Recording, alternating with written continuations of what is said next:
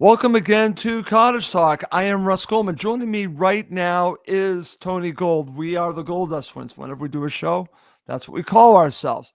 In this episode, we're going to preview Fulham's upcoming match on Sunday against Tottenham Hotspur at the Tottenham Hotspur Stadium.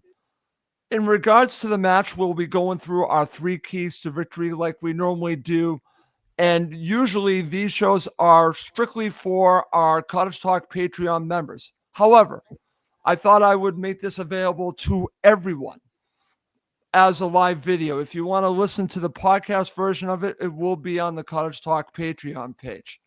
And one of the reasons why I wanted to do a live show is this. I want to talk about all the information coming out recently about Andreas Pereira to start the show. After that, we will go through our three keys to victory. We will talk about Tottenham, and we'll end with our starting 11 and our prediction for the match. But I think it's very big to start the show talking about the Pereira situation, Tony. And let's start here. I'm going to read a quote that actually I saw posted by Fabrizio Romano. It actually started by a journalist in Brazil in a site called PL Brazil. So I'm going to read this quote to get us going. This is actually on Fabrizio Romano's X account. And this is a quote from Andreas Pereira. Quote, Olympique Marseille made an offer for me last summer. Unfortunately, it didn't work, unquote, told PL Brazil. Second quote, it would be very cool move, the way De Zerbi plays soccer.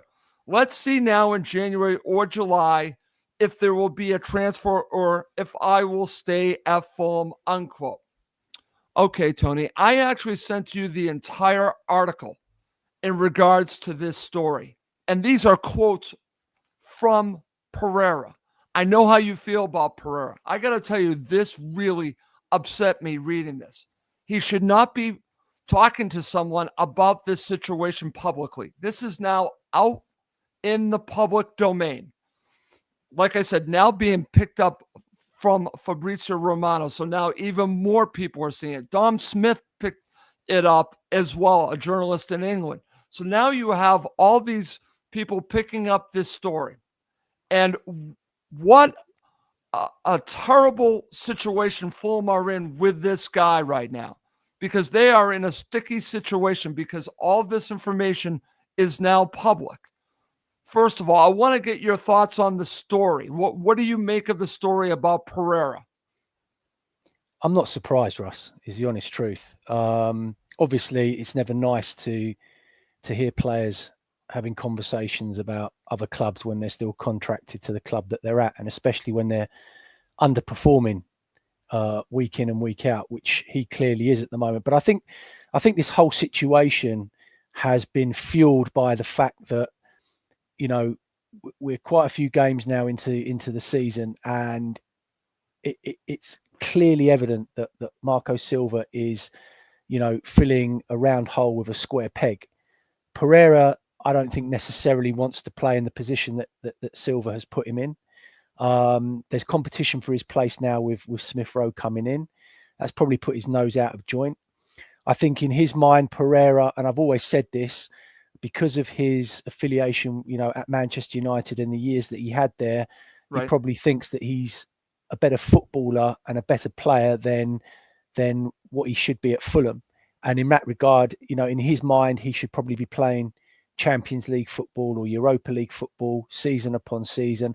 And that's where he probably sees himself at the moment. Now, obviously, it's all hearsay and conjecture, but at the end of the day, I feel that Silva hasn't helped with this situation, because, you know, if Silva is aware of these conversations and is aware that, you know, Pereira has publicly said these things and he's still playing him, that for me is just as bad, if not worse.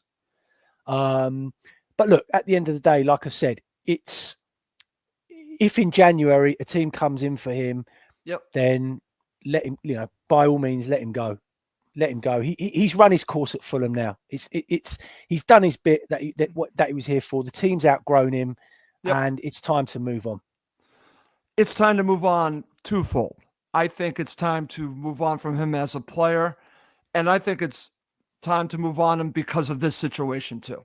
I think this to me is crossing the line, Tony. Not just us supporters, because it's a slap in the face to us. How about his teammates?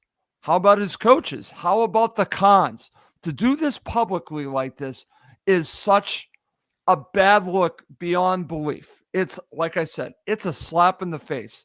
It really is disrespectful to so many different people. Now, I understand people do this, but in my way, he's doing this to force a move.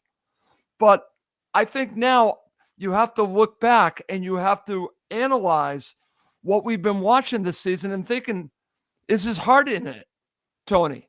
Is he giving us 100%? I don't know. It puts everything in doubt now, what we've watched this season. We've been critical of him, and maybe this is a factor in this. Maybe he really wanted to leave, and Fulham did not let him leave because according to the article that I sent to you that we read, apparently, reportedly, Fulham were holding out for 35 million pounds for Pereira. So I give them credit for holding on to the player, for sticking with their price, their valuation, right? I totally give them credit for that. But now the player is making public this situation, not playing at his optimal best. As we're talking about, he's out of position and probably doesn't like that he's out of position. So for me, it's time to go. It's time to go. I think that whether they get that kind of money or not, they need to get what they can, the most that they can, and he should leave in January. I'm now on that bandwagon. And on top of it, Tony, what makes me think that there's even more to this is that we've seen the speculation with Fulham rumored with central midfielders, Endo with Liverpool. I've seen a young player with Manchester City. And I know I'm going to mention this and people are going to roll their eyes, but we even saw speculation of Ryan Babel telling Paul Pogba he should play for Fulham, which I think is funny, but I wouldn't go down that route. But I think that there's a lot to this. And I think Fulham, in my mind, if you're reading between the lines, I think they were preparing to find another central midfielder in January. That's what I think. That's, in my opinion, I think that smoke with that speculation tells me that they were planning for a January move for a central midfielder, Tony. What are your thoughts? I think the truth of the matter is only Pereira is going to know what he's said and what he's done and how he's feeling. I do think his nose has been put out of joint. I don't think he's particularly happy playing in the role that he's playing at the moment.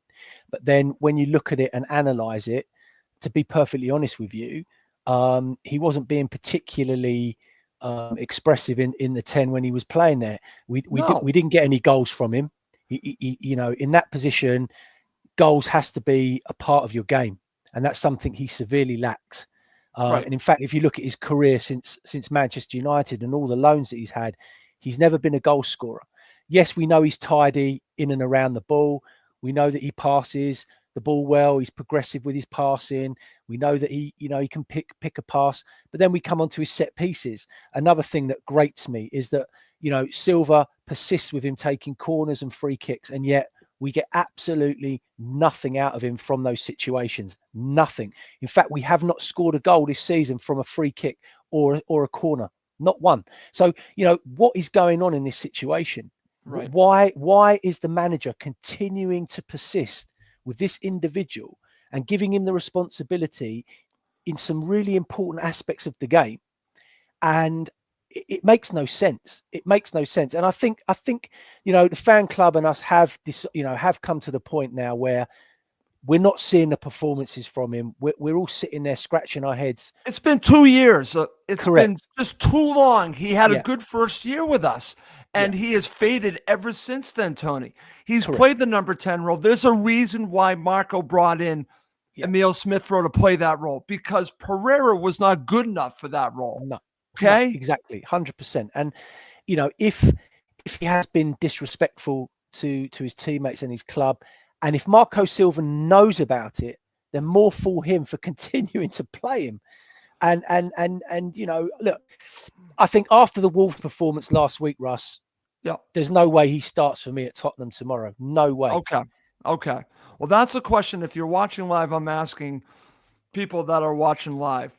Should Andreas Pereira start against Tottenham Hotspur? I think it's a valid question, not just based on his performance, but based on this information that just came out in the press. So I wouldn't start him. Tony wouldn't start him. If you're watching live, feel free to share your comment. Would you start Andreas Pereira against Tottenham Hotspur? I know how I feel, but I'm curious how others feel about it. So, Tony, just to finish up talking about Pereira, because I want to obviously preview the game. What should Marco Silva do with Pereira? Now, should he not start him? Should he not play him at all? Should he not even be part of the team at all tomorrow? What would you do? I'm going to put you in the shoes of Marco Silva. As I said, based on the performance last week against Wolves and the fact that if this conversation has had, and he has been very vocal about it, I'd be pulling him into the office and I would be having a very strong conversation. And if there's any truth to it, if that's how he feels, if he genuinely feels that his heart is no longer in it, then he would be on the bench. And, that would be, or maybe I wouldn't even have him involved around the squad because, his head's clearly not in the game. He's clearly not happy. It's clearly showing in his performances. So, Marco Silva has got some serious decisions, to make. He does, Tony. And listen, he is fortunate. I'm talking about Pereira, that this match is at Tottenham Hotspur. What happens when he is available to play? And we'll see if he is available to play against Brighton. What will be the tone from the Fulham supporters at Craven Cottage? So these are all things. When you say this, you better be prepared for the backlash. And he better be prepared, because I'm sure that the supporters are not going to be happy if you and I aren't happy. And listen, I've seen it on social media how upset fans are about this. But again, we'll see how they react at Craven Cottage. Maybe it'll be a little bit different. But I know for me, I know I'm far away, but this to me is so disrespectful to so many different people on so many levels. And if you are trying to build something, you don't need someone like this around here right now. If I'm them, I keep them away. That's what I would do. But I'm not the manager, but that's what I would keep him away. Let's see. This is actually from Steve Reynolds. We did it with Tosin, so why not Andreas Pereira? Bench at the least. So again, that's a fair point. We did do that with Tosin, Tony. So there is precedent to this. This isn't a new. Patience is wearing thin, Russ. And it'd be different if he was pulling up trees every week and putting in, 7, 8s and 9s in terms of performance every week. Then, you could maybe just about understand and give him a little bit of leeway. But the fact of the matter is, he isn't. And like I said, this team has evolved. It's moved forward, and Pereira hasn't, established that. And ultimately, Silva doesn't think that he can now compete in that 10 role, which is why he's moved him further back and trying to find a place for him in the team. But actually, I don't think there is a place for him in this team at the moment. I just don't. And it's actually harming us by playing him in that position. Okay, very good. And listen, I'm going to give everyone basically a situation that I dealt with here in New England that you're not going to understand because many aren't Patriots fans. But there was a player for the New England Patriots called Terry Glenn, and he was a star wide receiver. And he basically was making a big deal about playing for the Patriots, and he said a lot of things, and he was benched for the rest of the season. He wasn't even allowed to dress for the team. And I thought that was the right decision. Even though he was a good player, Tony, he wasn't a player that was playing for the team. So the coach made that decision. I think Marco has to seriously consider doing something like this short term or maybe even long term, because you don't want someone that doesn't want to be there as part of your setup because you're trying to create a certain type of culture. That's what I would do, but we'll see what ends up happening. But I wanted to start the show talking about this because it's very upsetting when I saw this yesterday, and I've been fuming ever since. And I'm like about doing a show, and I'm like, you know what? I'll make it part of our preview because I really want to talk about it. So we'll see what happens at the match. But you and I are in agreement. We don't want to see him starting for Fulham tomorrow, correct? No, as I say, he's had his chance, he's had his opportunities. This is just, this may be the straw that breaks the camel's back in terms of finally giving Silva a reason or excuse not to have him in or not to play him. And as I said, I'm sure they would have had a long discussion about, the truths around it and what Pereira's playing at by actually having this, conversations and coming out with these comments. Okay, very good. All right. Let's move on. Let's now talk about some unfortunate news from the presser, Tony, and it's about a couple of injuries to Fulham players. And Marco talked about this in the presser that Joachim Andersen's going to be out for, sounds like at least a few matches. Cuenca, he mentioned, could be back sooner than Andersen, which is not good news. And we learned that Andersen's dealing with a calf injuries, and there are levels of strain. So let's hope that it's not a level that has them out for a long period of time. Tony, this is not good news at all as Fulham play against a very dangerous Tottenham Hotspur side. Your thoughts about these two injuries? Yeah, it's going to hurt us. There's no question about it, especially with the games that we've got coming up. I think we're going to have to, get used to the idea again that Bassi and Diop are going to be the two main centre halves for the foreseeable, and just try and get Andersen and Cuenca back fit as soon as possible. I don't see him making any, other changes other than that. I don't see him suddenly thinking that the Figueroas is going to come in and do a job in there. So I think that's what we're at. But yeah, absolutely. I mean, it's a worry in as much as obviously Diop hasn't played for a few weeks now, and he's going to be a little bit rusty. And you're going in against Tottenham, who are, all right, I know midweek they, threw away a victory against Roma, but they were outstanding against Man City. They are very, very dangerous in forward areas, and it does worry me. It does worry me, significantly. But Silva, this is where you're going to find out about our depth in squad. That's Russell. right. This is where it's going to come back and bite us and hurt us because, it's a problem. Well, it's a problem, but what's interesting, and anyone that follows Jack Kelly on X, Jack does a great job. He goes to the pressers for Marco, and Marco had some interesting quotes. Again, I'm paraphrasing a little bit, but he talks about options available to him, which include that Kenny Tete could play center back. Berga could play center back. He also mentioned an under 21 could play center back. Not saying that that's going to happen against Tottenham, but I found that a little bit interesting that those players were mentioned. So I'm fascinated to see what the starting 11 is going to be. But we'll talk about that in just a bit. I want to just share this comment going with our conversation about Pereira. This is from Luke Walsh. He hasn't deserved the starting spot for a while now, in my opinion. And that's your opinion, Tony. 100%. He's spot on. Tell me exactly what has he actually, apart from his passing, what has he actually offered the team in those games that he's played? Literally 0 to nothing. He set pieces and corners and free kicks are his speciality. That's what he, is basically in the team for. And even those are, below average at best. So what is he actually bringing to the team? I totally agree, Tony. Okay. So let's go into our preview. Let's talk a little bit about Spurs. Like you said, they're coming off of that massive victory against Man City. Then they follow up with their situation against Roma. And this is pretty much indicative of who they are. They are a very inconsistent side. So we're talking about the injuries to Fulham. We're talking about a team playing against Manchester City. Why do I feel like Fulham have a decent chance to beat this team, even with the injuries that they have? Partially because Spurs are so inconsistent. It's the hope that kills you, Russ. But no, you go into these games thinking that because, Tottenham are that sort of side. They go to Man City, win 4-0, but lose at home to Ipswich 2-1. They're actually very similar to us. I know. They are actually very similar to us in that regard. But the difference being is that we don't have a particularly great record at White Hart Lane. That's number one. Number two, Okay. they are actually struggling defensively as well at the moment with their two main centre halves out injured.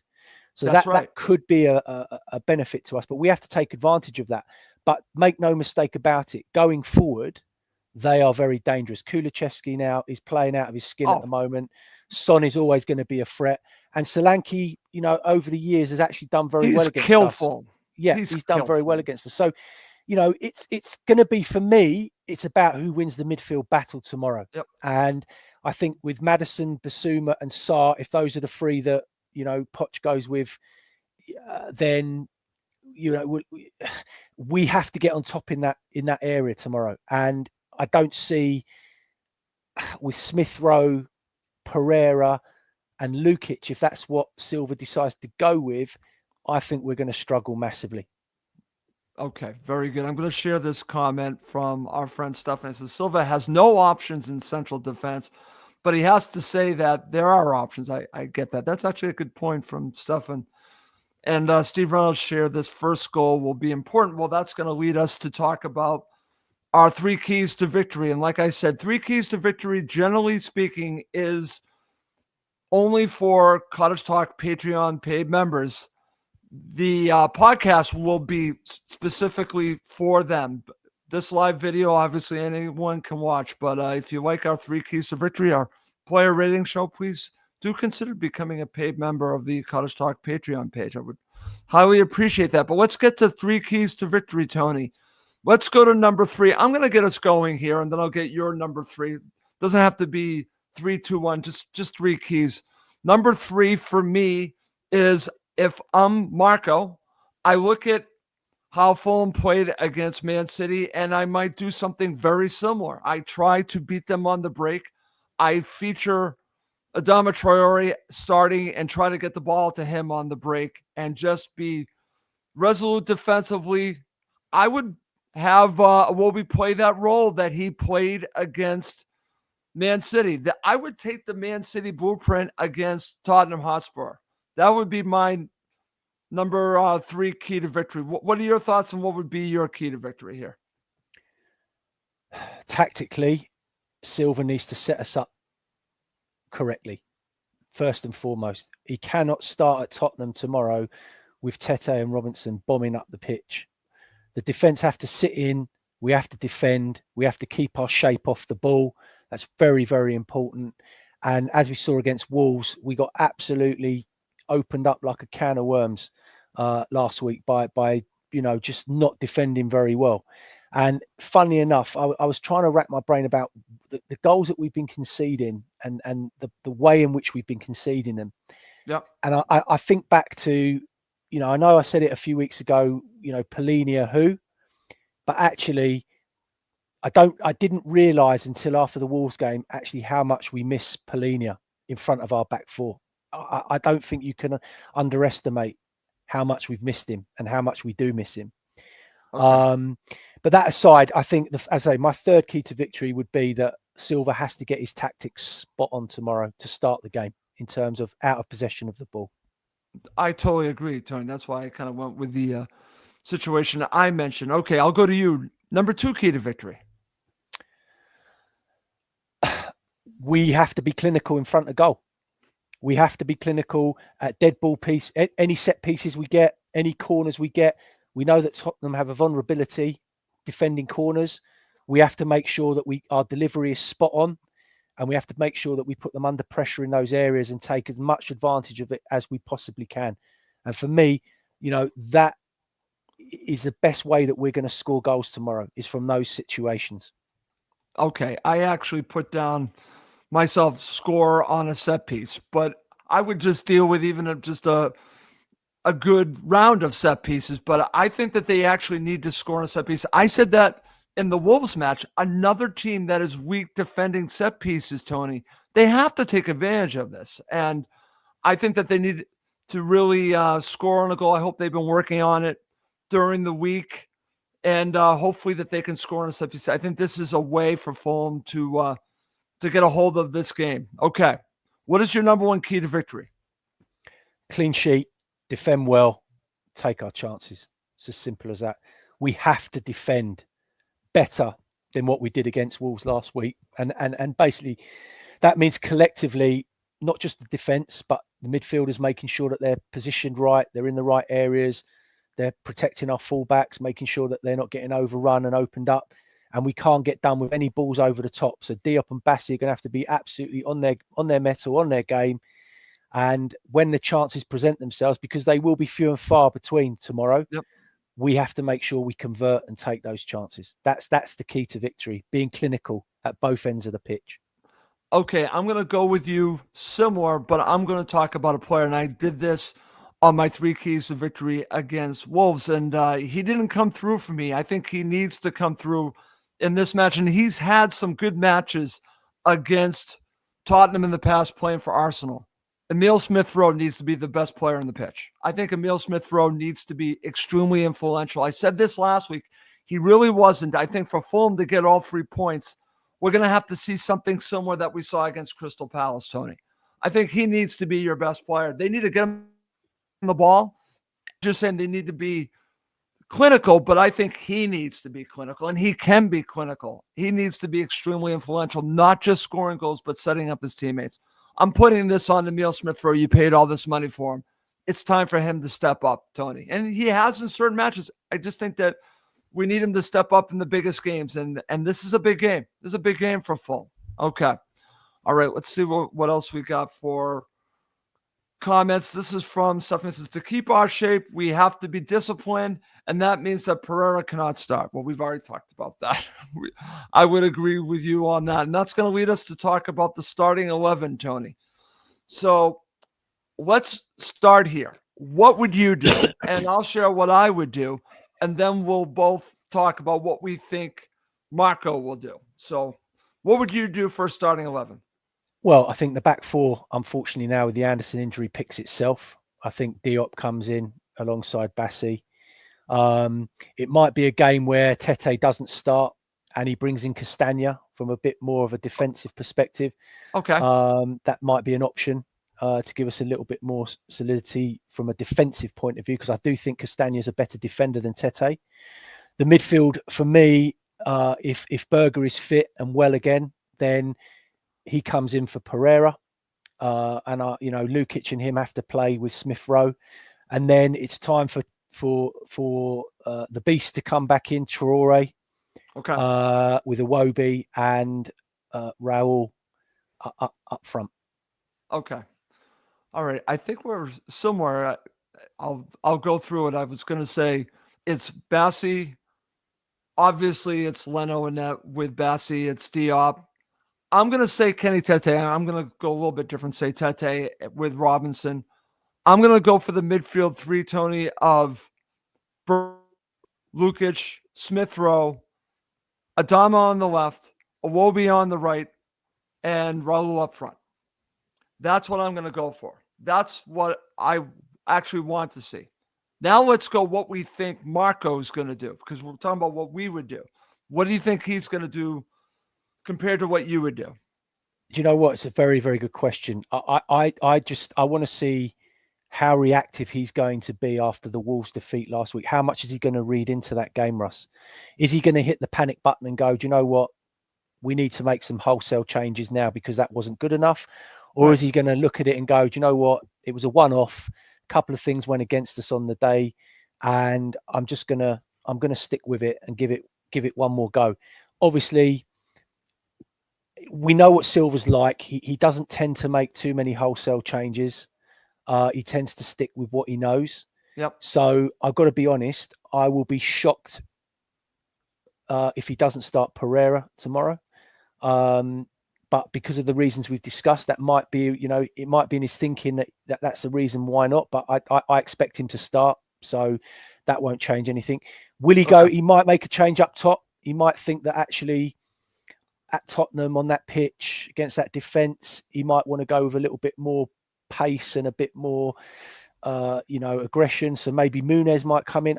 It's hard to know what he'd be thinking. But from my perspective, if I was him, I would be looking at us from a defensive point of view without the ball.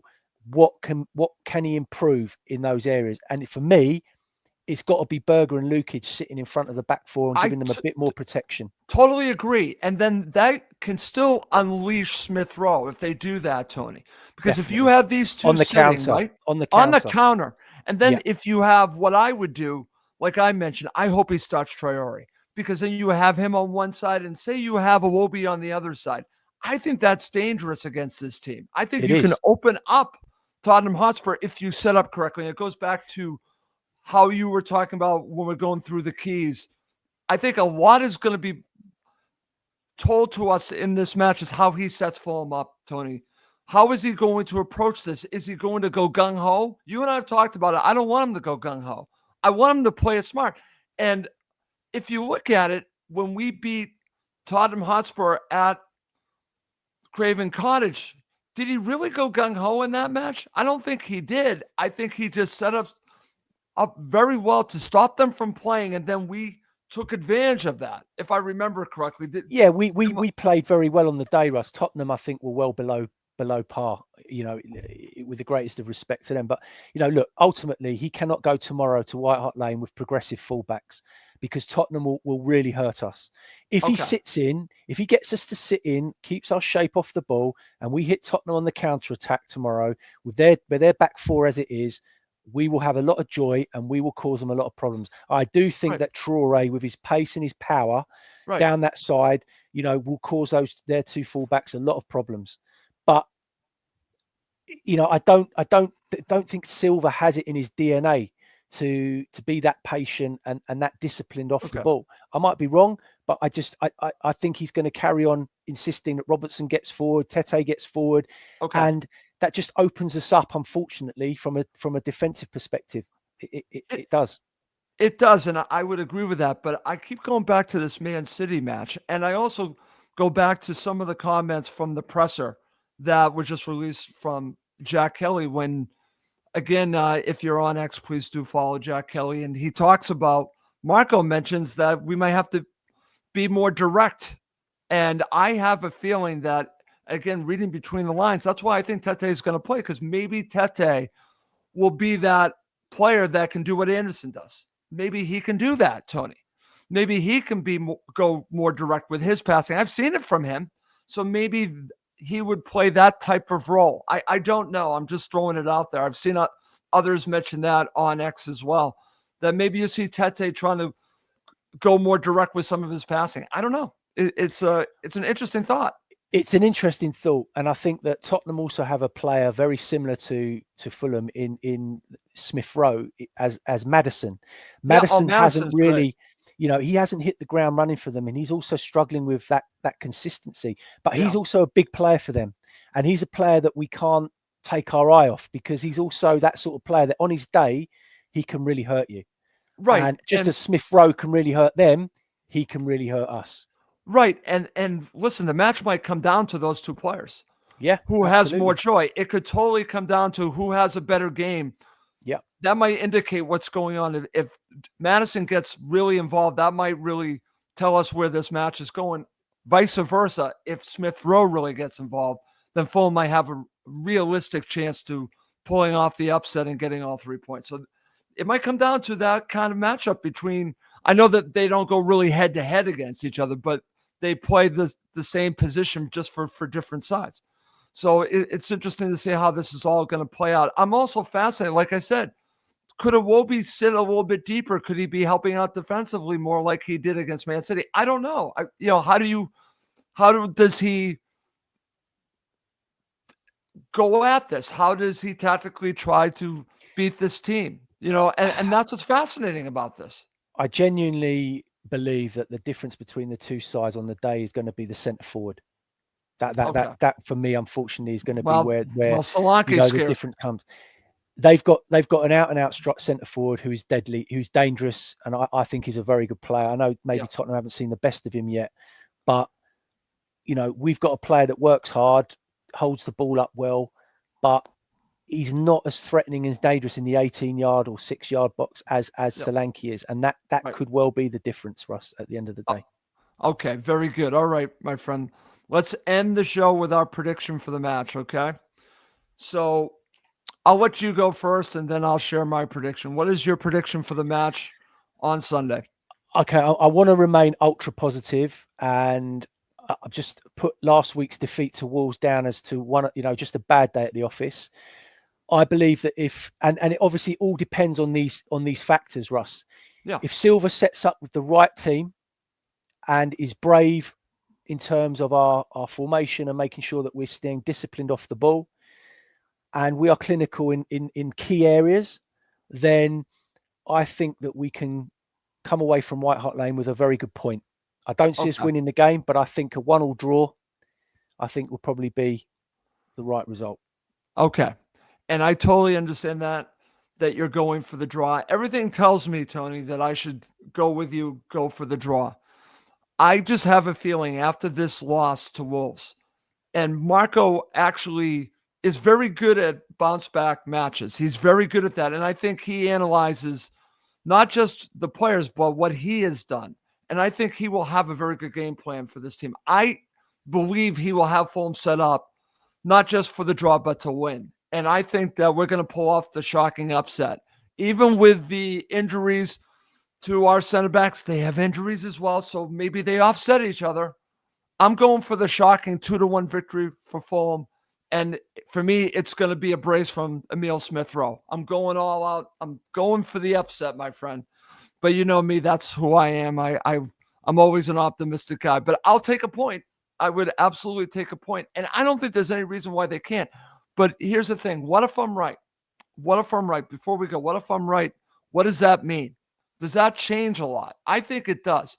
Because I told you that they need a signature win from a top 6 side. They need to beat Tottenham Hotspur, Arsenal, Liverpool, Chelsea. They need to beat one of those sides at their place. So if they do this, I think it changes a lot. I don't think I'm underestimating what that would mean, Tony. I think it would be huge for this team's confidence if they could go there and win. And that's what's different of this team than other Fulham sides is their belief and their talent. It's a combination. And having Marco, I don't know why. Maybe I'm drinking the Kool-Aid, my friend. I think we're going to off the upset. Listen, we know that the group of players have got it in them to go and pull off a good result. We know that. Where we have come unstuck in recent weeks is just a bit of consistency. And it's finding that consistency. But also, for me, it's about, have we learned anything from that Wolves game last week? That's right. That's right. And that's, for me, is going to be what's going to be interesting tomorrow. What has Silva learned from a defensive perspective about how we defended last week? We cannot defend like that tomorrow against Tottenham. We cannot, because if we do, it's going to be a very long, morning, sort of lunchtime, and we'll be coming off after another defeat, looking at it, thinking, okay, we got big problems because we got Brighton after that. I know, and that's they're flying at the moment. So yep. It suddenly becomes tougher and tougher and tougher. And you know what this league is like? It's relentless. Yep. And winning is a habit. So does losing. Losing becomes a habit as well. So it's something that, I'm very intrigued to see tomorrow and to see what happens. And it's going to be a very interesting game. Very interesting. I'm fascinated by this, my friend. I'm so glad I could do this show with you. Thank you so much for doing it with me, Tony. No, thank you for having me.